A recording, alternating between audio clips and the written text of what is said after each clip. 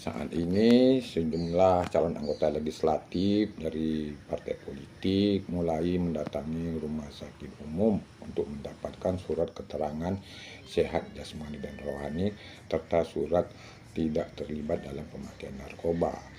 Caleg-caleg ini melaksanakan hal ini sesuai dengan perintah daripada Peraturan Komisi Pemilihan Umum Nomor 10 Tahun 2023 tentang pencalonan anggota DPR, DPR Provinsi, dan DPRD Kabupaten Kota. Walaupun biayanya terkesan mahal di rumah sakit dan banyak soal-soal yang dipertanyakan untuk dijawab oleh para caleg agar mendapatkan surat keramat tersebut untuk mencalonkan diri, sampai saat ini belum ditemukan adanya caleg yang mengalami gangguan jiwa ataupun gila ataupun belum ada ditemukan caleg yang sehat. Semuanya belum diumumkan hasil kunjungan daripada caleg untuk mengikuti psikotes yang berlangsung di rumah sakit.